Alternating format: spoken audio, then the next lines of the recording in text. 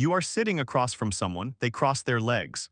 A few seconds later, so do you, they take a sip of their drink, you lift yours, they lean forward, so do you did not plan any of it. You think you are just being polite, you think you are mirroring them on purpose to seem friendly, to fit in, to keep the conversation flowing. But the real answer is far stranger. You are not copying them. Your body has already decided something about them. And it decided before your mind was even invited to the conversation. This is called postural echo. It is the silent way your body lines up with the body of whoever is in front of you. It is older than language, older than empathy as you understand it, older possibly than your species. And once you learn to see it, you will see it everywhere. Have you ever noticed that some conversations feel like dancing and others feel like talking to a wall? You are about to find out why.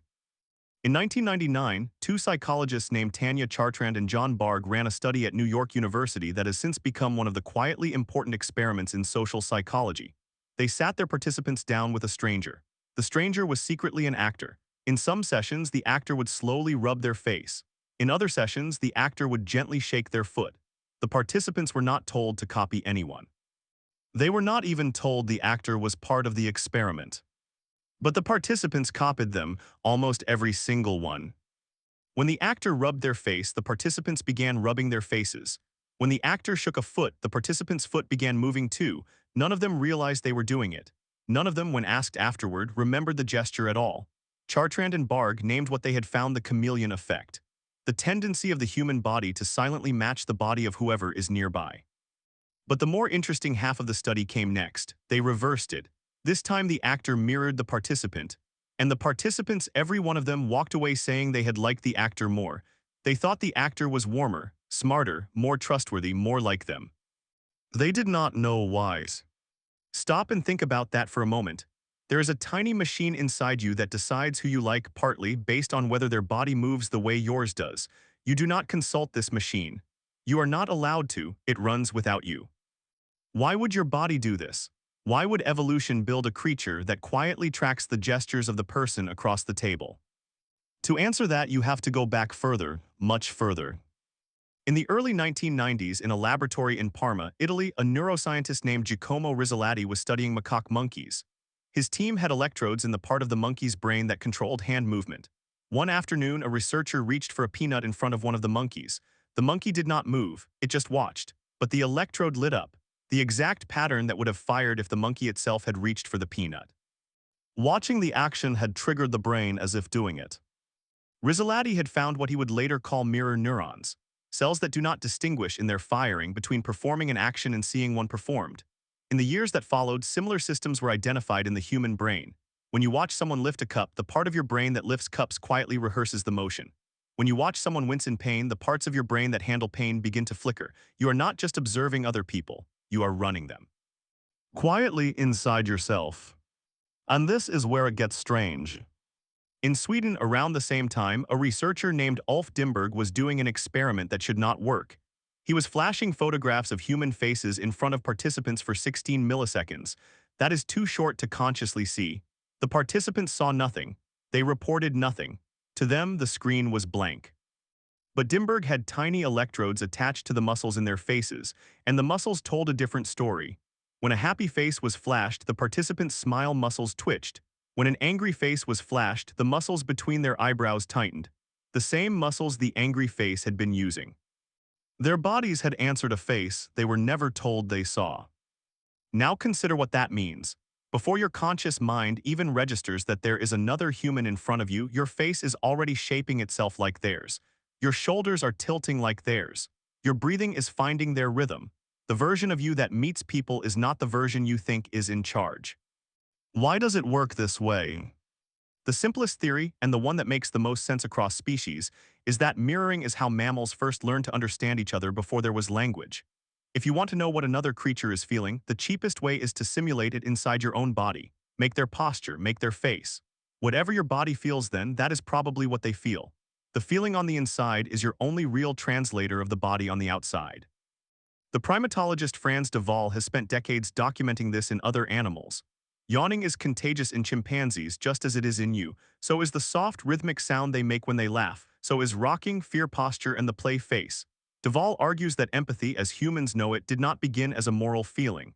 It began as a motor reflex, a body imitating a body. The feeling came later.